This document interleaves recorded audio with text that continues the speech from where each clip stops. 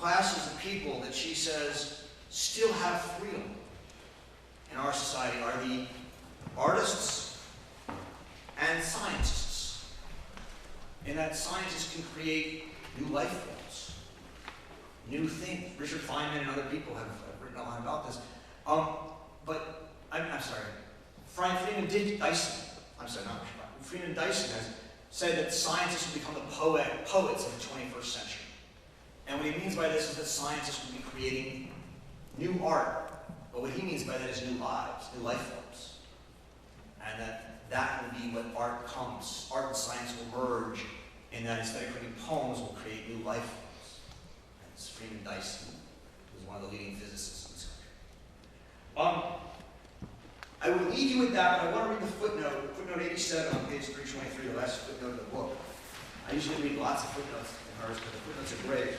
But I at least wanted to leave you with this and make sure you don't overlook it. This inherent worldliness of the artist, namely that the artist creates things that persevere in the world that are eternal. Not eternal, immortal, I apologize. The inherent worldliness of the artist is, of course, not changed if non-objective art replaces the representation of things. So Arendt actually collected abstract art. She was a big fan of abstract art.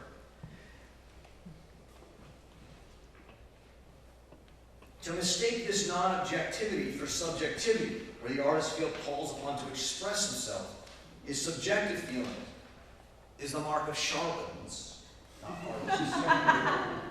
The artist, whether painter or sculptor or poet or musician, produces worldly objects, and his reification has nothing in common with the highly questionable and at any rate wholly unartistic practice of expression. Expressionist art, but not abstract art, is a contradiction in terms. So I'll leave you with that. Over to take any questions.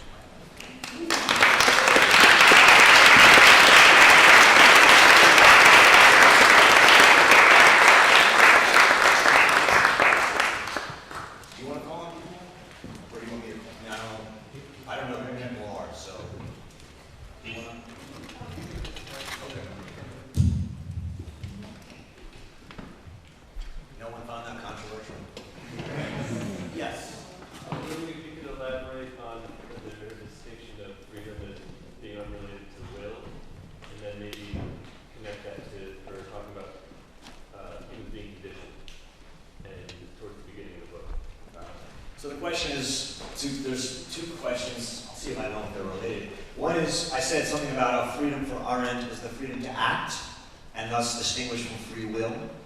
And the second is about the human condition, and what does it mean to be conditioned. So, she has an essay called What is Freedom, which if you're interested, is worth reading. It's in that same book, Between Past and Future, in which Crisis and Cultures and she talks about this in other places as well, but the basic argument is that free will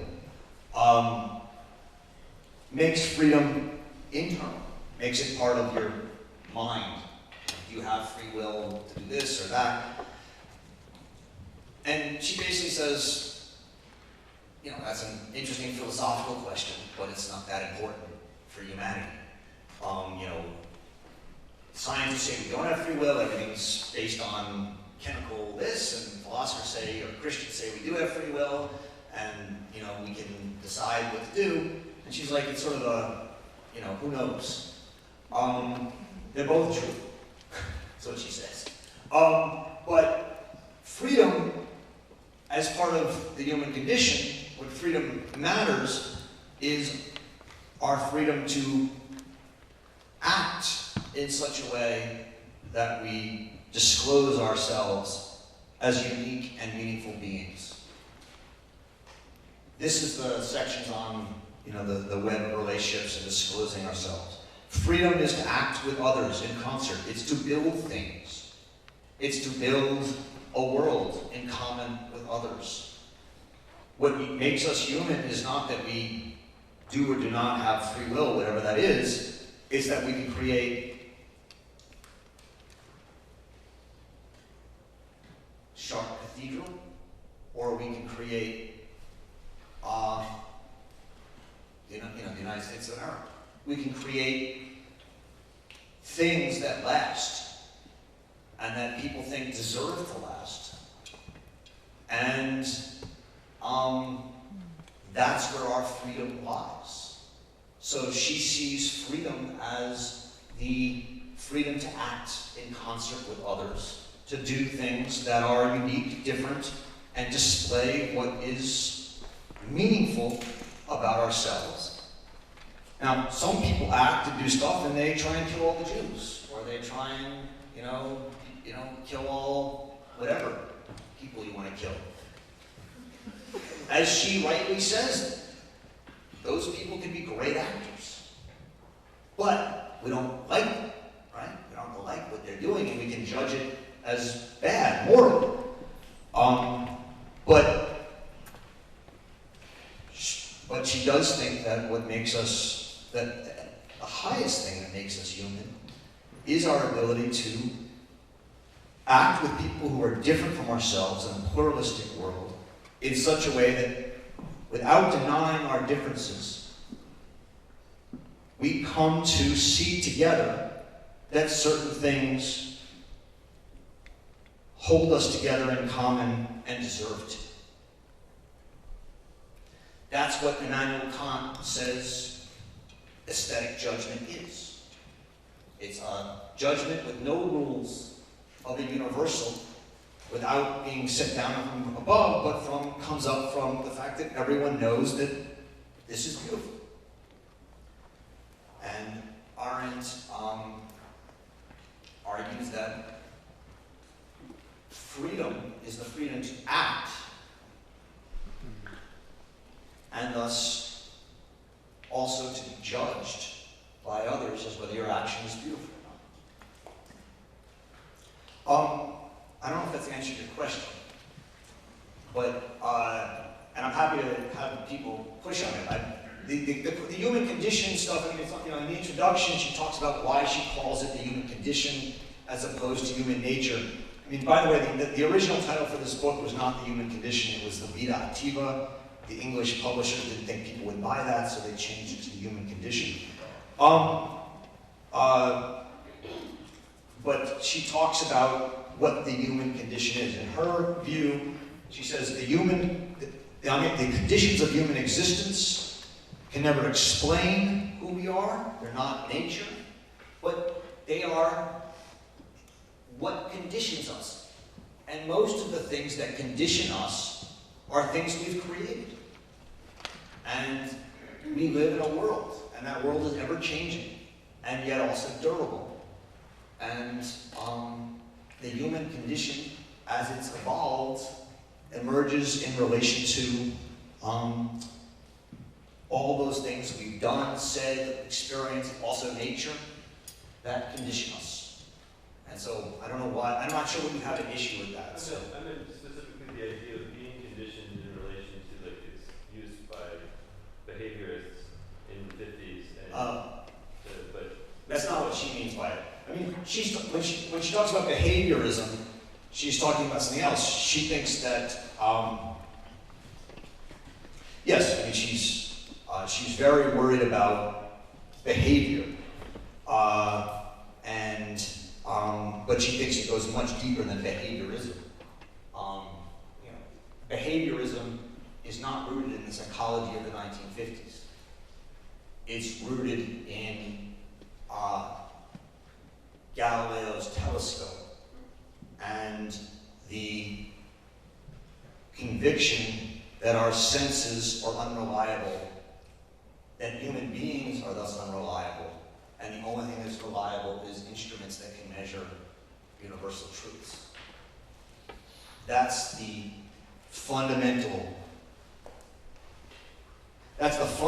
change that makes behavioralism possible 300 years later. Right? That's what this book is doing, is showing the intellectual history of this dangerous thing called behavioralism in the rise of modern science, and showing how this rise of modern science and behavioralism threatens the human condition of labor, work, and action as it has emerged since the beginning of humanity. Yeah. What does she make of, given this kind of quite singular approach to science, and what you're describing as science having its kind of binding the place of truth to itself? What does she make of Heisenberg and Einstein in relation to the ground that shifts with their understanding of their, scientific understanding of the world as being essentially one having innately a place of doubt, and secondly, innately a place of relativity? So two things in response to that. One is, I don't think it's such an eclectic version of science. I mean, and this is my history, for those of you who don't know, is as a historian of science. I wasn't an Arendt scholar before I came to Bard. But this view of science that she's presenting has a long history. It begins slightly different places, but Hegel tells this story. Nietzsche certainly tells this story. Heidegger is a huge proponent of this story. Heidegger was her teacher, and of course her lover for a certain amount of time, a year, couple years. And a man named Alfred North Whitehead in the Anglo-American tradition, whose work is very important in this, is a similar critic of science. Weber, in certain of his books, is making these arguments. So this is, I'm just trying to say, this is a widely, this is a fairly widely offered critique. My first book, called The Gift of Science, was actually about this tradition of science, and it doesn't mention Arendt. I mean, I was not an Arendt scholar before. The second question, of what she does with scientists like Heisenberg and others, is fascinating. I mean, there's many citations to some of these scientists in these chapters 36 to 40 really. There's also, if you're interested, again in this book, Between Past and Future, if you haven't noticed, I love this book, there's an essay at the end of it, not in the first edition, but in later editions, called The Conquest of Space. And in it, she talks much more explicitly in relation to Heisenberg and Schrodinger and others. And the basic argument is that people like Heisenberg and Schrodinger really did understand this, and therefore they offered a science that was a little more humble and that was not going to provide answers. And so maybe this is one thing we should say. We're not actually talking about great scientists when we talk about modern science in the way she's talking about it. We're talking about people who, first of all, in general, we're talking about social scientists who try and apply natural science to humans. She has much less trouble with Heisenberg and Einstein and biologists and, well, biologists depends on being biology, but zoologists. There's a confusion between biologists and zoologists, because biologists apparently study bios, which is human life, and think that they can reduce that to natural science, which is what they really mean as zoologists. The point is, her real beef is with social scientists, people who want to take the certainty of natural science and translate it onto humanity, which, from her point of view, is free and inscrutable and unpredictable. And that to do so is to commit what she calls genocide. Genocide. It's the dream of social science is to destroy humanity. My words, not hers, but I think it's fair. She's very interested in Heisenberg's philosophical work on uncertainty. I'm not sure if I'm answering your question, but I'm not. No, what I was actually, you are answering the question, and my follow-up question is, when you were talking, I was thinking about the work that you are actually in now, wondering whether her anxiety about this place of inevitable laws, actually. We would apply now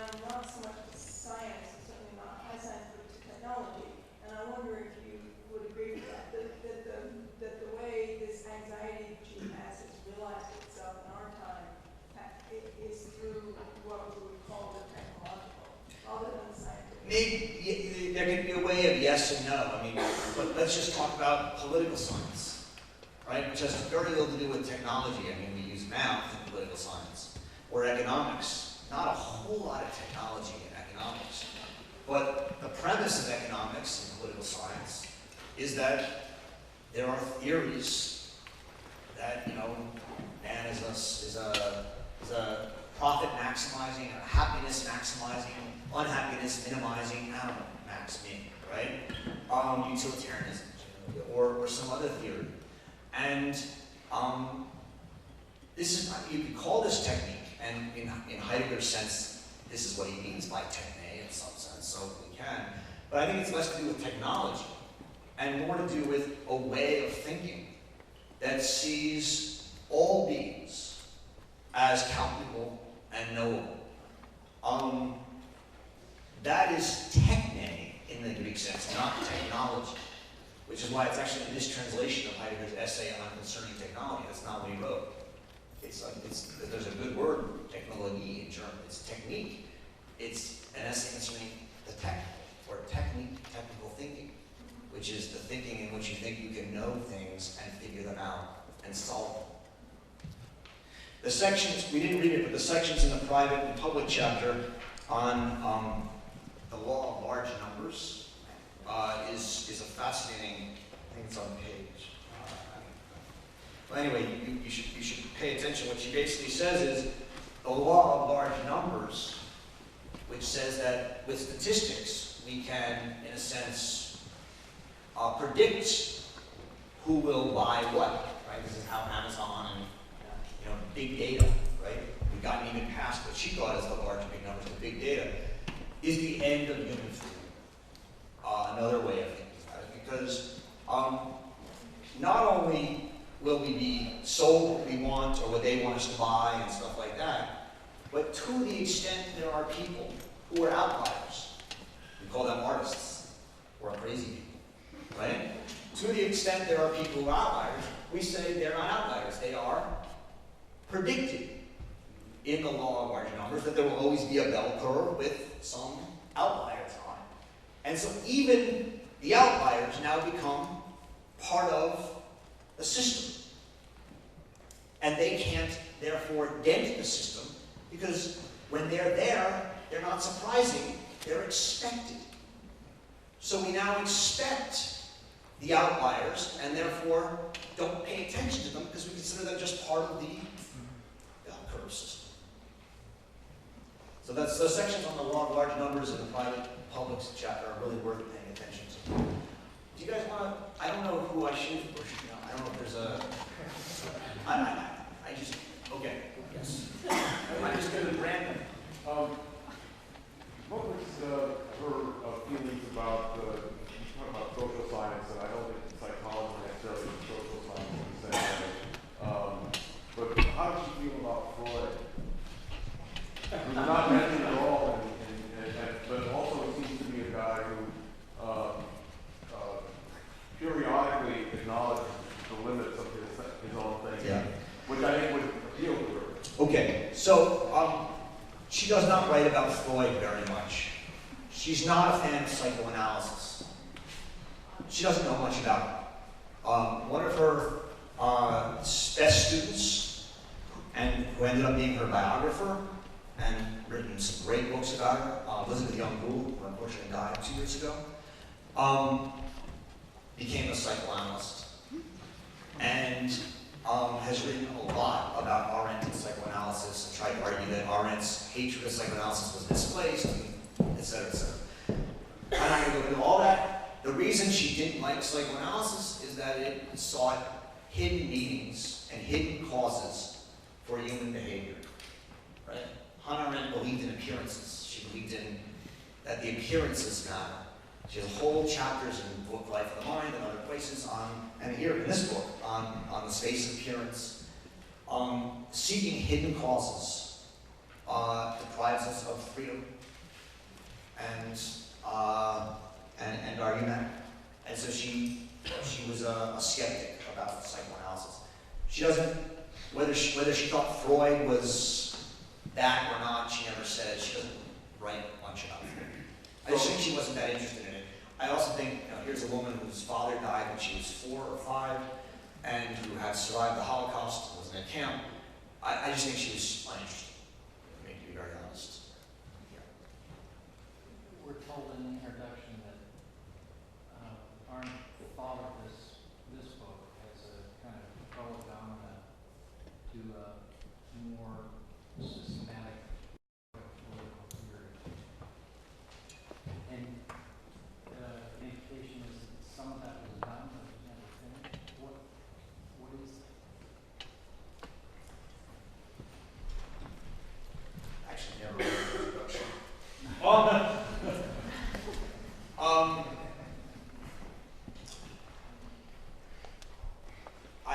I haven't read the introduction. I mean, Martin Kahneman's a good scholar. I have to look if she did. I didn't know. She's a good scholar. I don't think Hannah Arendt ever had or intended to have a systematic philosophy. She's a thinker. She's suspicious of all philosophy. She doesn't call herself a philosopher. Now, we might call ourselves a philosopher, that's fine, but she was suspicious of anyone who had a theory about anything. Honestly. I mean, she has whole essays on how we should be afraid and suspicious of anyone who says they have a theory of this or a theory of that. She just doesn't believe in theory. She says that theory, she says that, it's very funny. I'm giving this lecture to the MFA program, right, at Bard today at 5 o'clock. At 1 o'clock, I was in another building giving a lecture to 15 people sent here by the US State Department to talk about international relations. So I was talking about international relations in Hannah Arendt.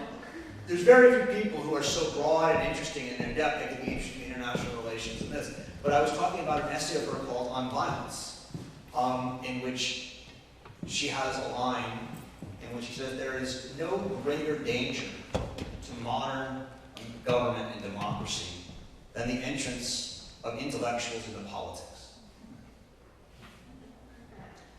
And what she means is that intellectuals come into politics with theories. And she's writing about the Vietnam War. And when the facts don't back up their theories, they change the facts instead of giving up their theories. And she is always suspicious of intellectuals and always suspicious of theoreticians. And so the idea that she would ever have a systematic philosophy is, to me, doesn't make any sense. But I don't know what she was saying further than that. I don't want to say, she may have meant something else by it. She was going to write a second book on what is politics. And there are drafts of part of it, and part of it's been published by Jerry Cohn, one of our other research assistants. Is a book called The Promise of Politics, and has an essay in it called What is Politics? That was in a way the beginning of this other work, but I don't think of it as a systematic work. I don't think this is a systematic book. I think that it's thoughtful, and it's largely consistent, but it doesn't mean it's systematic. Yes? I mean, I think you could say that the model thinker intellectual she was pointing to is Walter in opposition to a higher ground.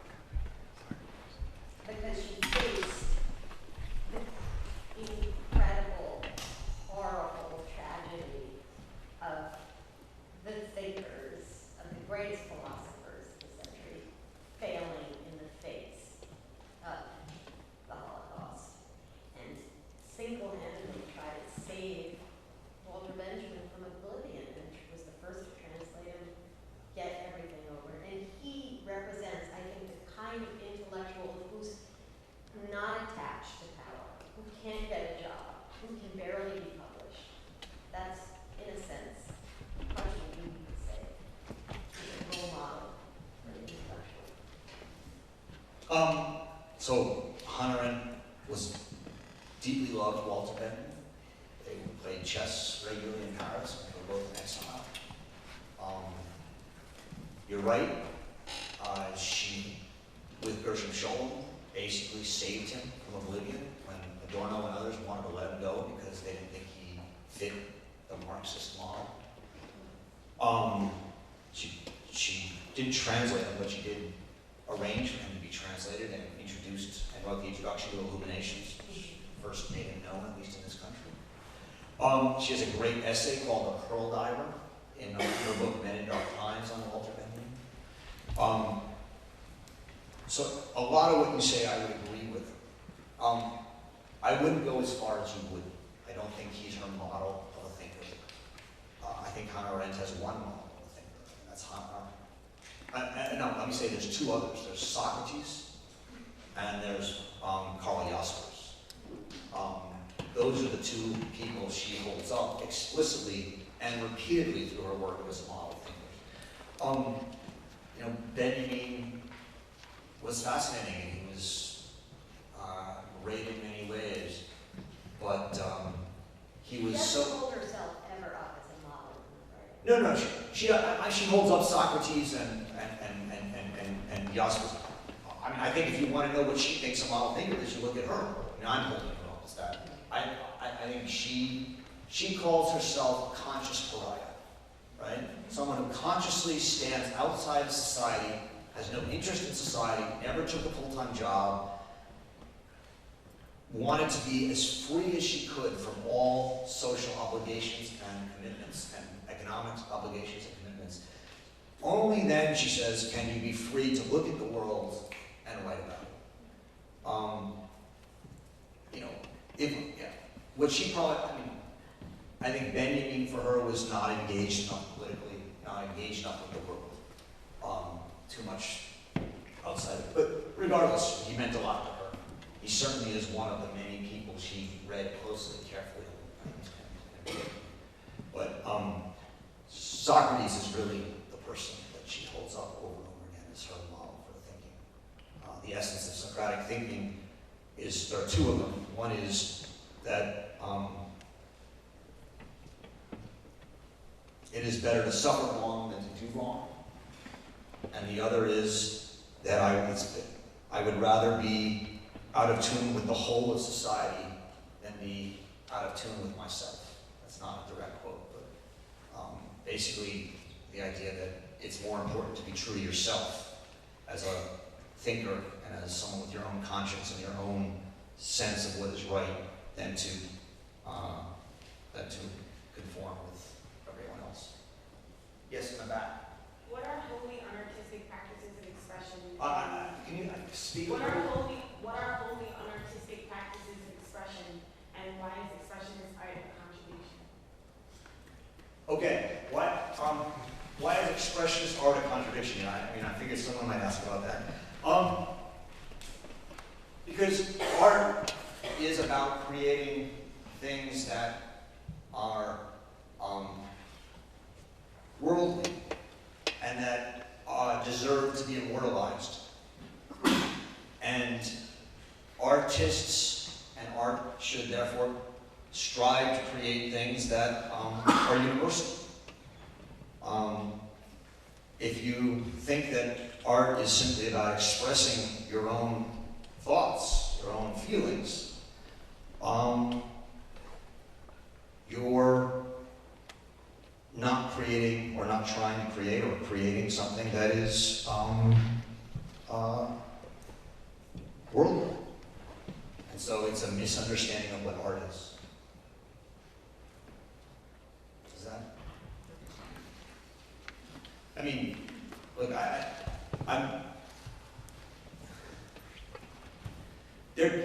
there can be people who are expressionist artists who are artists in her mind, insofar as their expression finds resonance universally. But what she's saying is that art is not just about feelings, it's about trying to tap in. She says art is thinking reified. It's not feeling reified. It's about thinking what is true and then finding extraordinary, memorable ways to make those ideas stand out in the world. That's how she understands art. It's not just her. This is a traditional way of thinking about art that many of her generation and many philosophers have held. Obviously, it's one that's in retreat today. It doesn't mean it's wrong, and it doesn't mean it's right.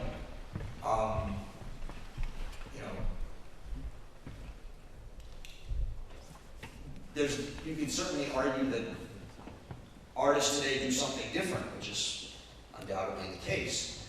And you can defend what they do, and you can call it art.